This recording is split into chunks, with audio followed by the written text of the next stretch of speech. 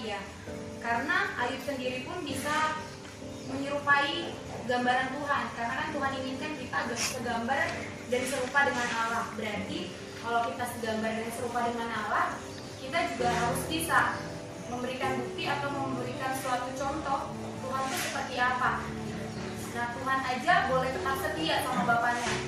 Tuhan itu ibarat kata sudah yang paling kita percayain aja, Tuhan itu dicobain oleh iblis. Bagaimana dengan kita di sini buat ito tamburu ya, yang selama hidup di bumi itu. Jadi kita jangan berpikir bahwa kita itu hidup buat bahagia, menikmati yang udah Tuhan. Kita harus bisa tetap setia sampai kita boleh segambar dengan rupa Allah. Maka di ini satu ending dari hidup kita ini, kita boleh setia dan Tuhan sediakan pertempuran atau pertandingan. Nah, bicara tentang pertandingan itu adalah kita hidup yang sekarang. Kita hidup yang sekarang ini ibarat kata kita sedang dalam bertanding ya, kita sedang bertanding. Bagaimana dalam pertandingan kita ini, kita menang atau kalah. Untuk pertandingan ini itu adalah cara yang pertama menunjukkan kita setia sama Tuhan. Pertama adalah kita boleh terlibat dalam pertandingan itu. Gimana caranya biar kita boleh bertempur? Apa sih persiapan yang harus kita siapkan untuk kita boleh menang di ending dari pertandingan itu? Yang pertama adalah hidup oleh iman. Itu yang tertulis di 1 Petrus 5 ayat 7 sampai 9. Itu adalah hidup oleh iman. Jadi hidup kita ini bukan dari kita sendiri lagi.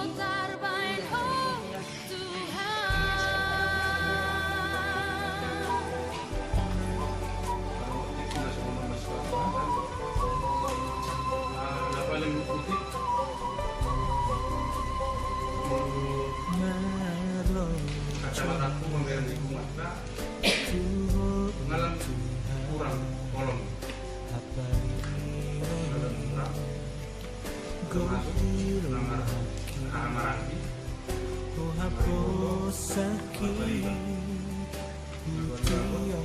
sikap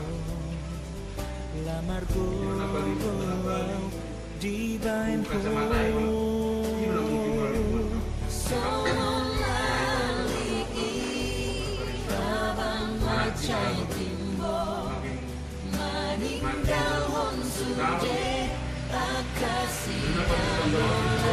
ayolah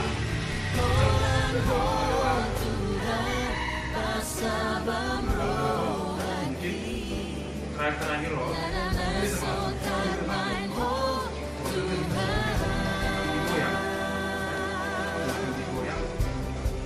ini udah arah lingkungan.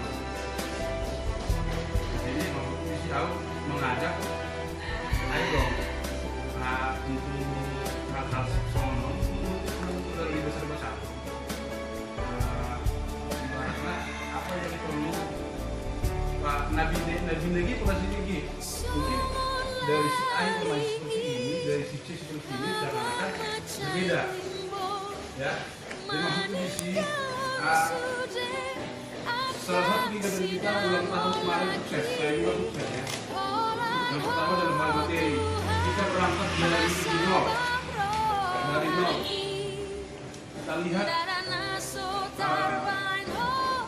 benar-benar baik semua manusia ya. Benar-benar dikasih hatinya. Setelah itu sukses, kita ulang tahun sukses. Bilang boleh 1%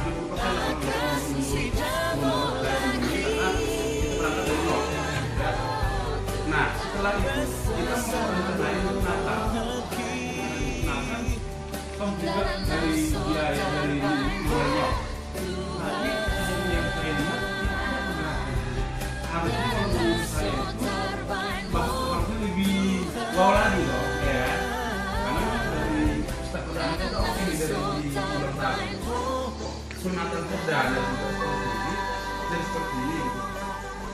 Dia maksud visi, nah juga lah sikap, terus tentang kalau tidak mengatakan berdua begini. Terus mulai masalah kau sendiri ya, untuk melakukan di mungkin setelah bergabung setelah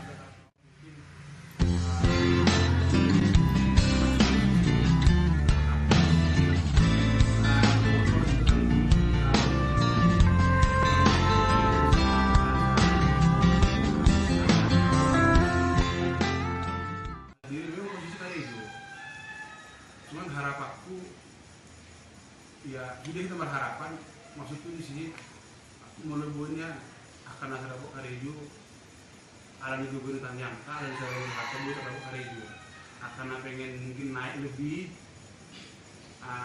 Tuhan juga bukakan jalan-jalan hidung kena tahu di kita akan keluarga tadadau di kita keluarga di dia kemaringan tetong Tuhan na madongan Tuhan na mengaleon hari pasok masuk ke kencang jumur mungkin lima mulai sharing berkat siapa internet terang mulai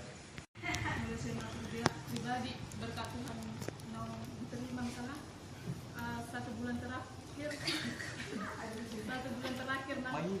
di belakang maupun setahun ini gitu kan Boy dilihat hari pason sehat-sehat sampai sekarang orang tua di kampung juga masih sehat lancar rezeki di kampung maupun di sini masih berjalan lagi tuh dari awal di sini masih kerja dan sekarang juga masih tetap kerja gitu kan di kerjaan juga lancar-lancar melihat di Tuhan ala bahasa-bahasa ni Tuhan ini bersudirani Boy saat sadarion Boy ta martumo ramar sidarena ramar sisukunan kabar untuk saran tuh di Tuhan mungkin sudah mama boto au kayaknya baru gabung ke Edison bisa dibilang 5 bulan atau ya 5 bulan. Shalom. pas deh pas oh lewat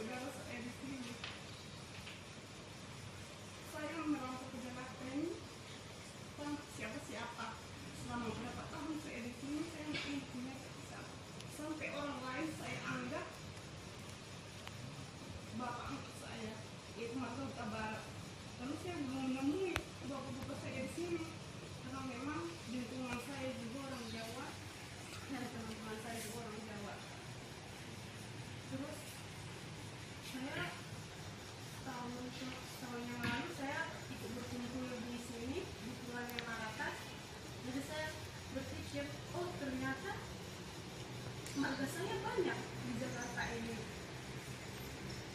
Dan saya juga bertemu belum ada mau lupis, limbo, sagala belum ada.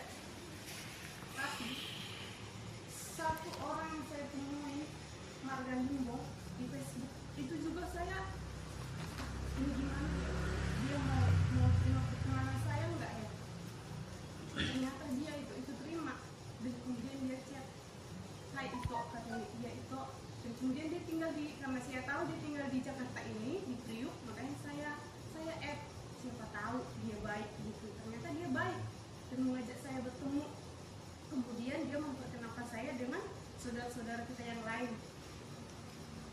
Jadi kita bertemu, kemudian saya bertemu dengan Ini siapa? Saya bertemu dengan dia, kemudian kita bukan karena dia boru limbong ya, dan boru Sagara, boru Pasar Ibu juga kita berkumpul gitu setelah itu. Kemudian oh iya Tuhan, ternyata saya mempunyai keluarga di sini gitu. Saya sudah berkumpul di sini, kita kan saling menguatkan apapun ya kita cerita. Datang adik kita, kakak kita, yaudah kamu harus sabar nih. Kemudian saya pulang kampung, saya nggak bekerja. Pada saat itu saya resign, kemudian saya melamar kerja di salah satu rumah sakit karena pekerjaannya yang begitu ya ribet lah. Saya kabur hanya dua bulan saya di sana. Kemudian saya pulang kampung. Datang mama, yaudah kamu di sini aja, ngapain lagi ke Jakarta? Tadi saya berpikir, dulu saya berangkat dari Medan ke sini tanpa dibiayai sepeser pun. Karena apa? Karena mereka nggak mau anaknya itu pergi. Jadi maunya ya disip-sip aja gitu. Terus saya bilang, mah kalau aku nanti di sini kalian nggak bakalan jalan Jakarta loh, begitu ya. Terus kalau saudara kita kan nggak bisa mah, Jakarta itu kejam nak, katanya gitu.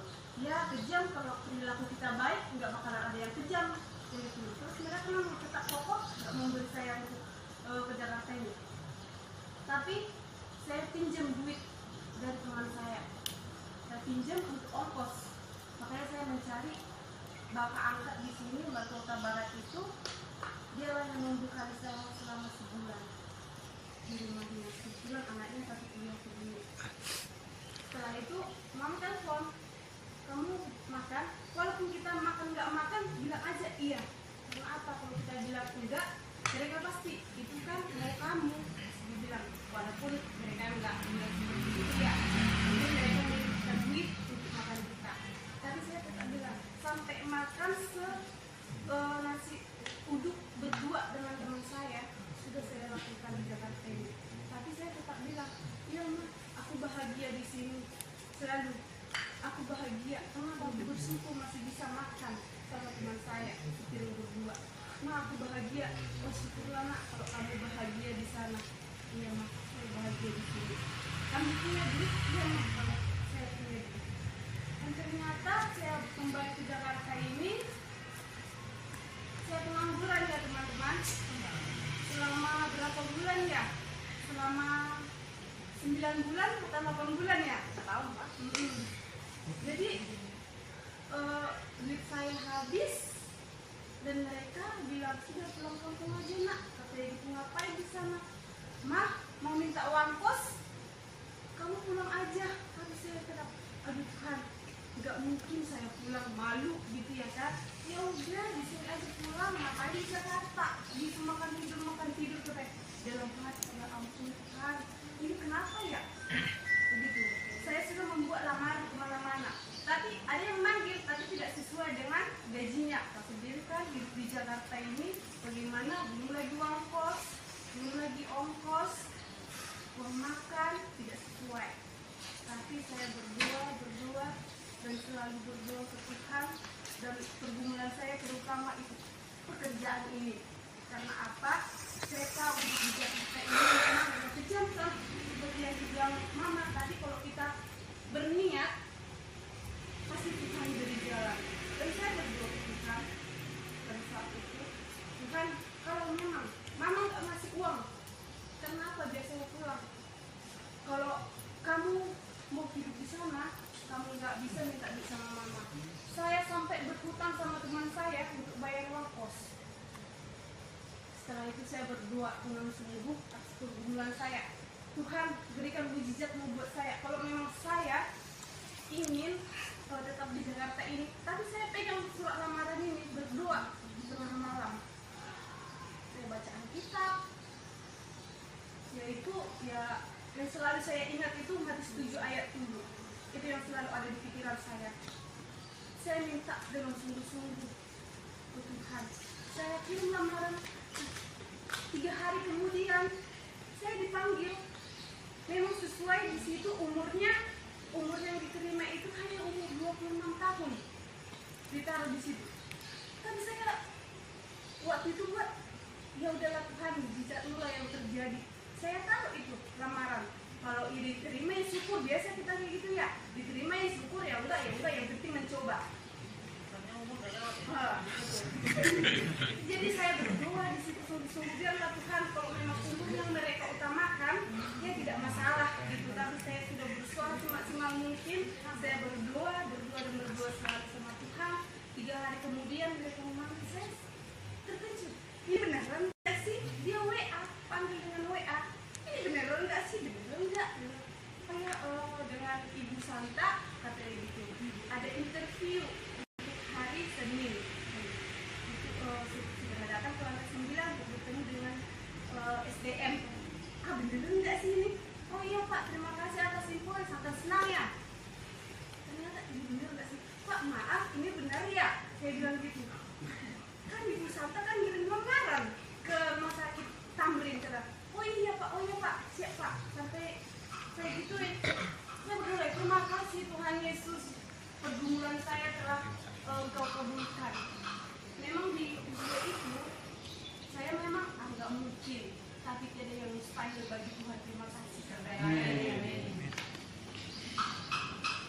Gitu.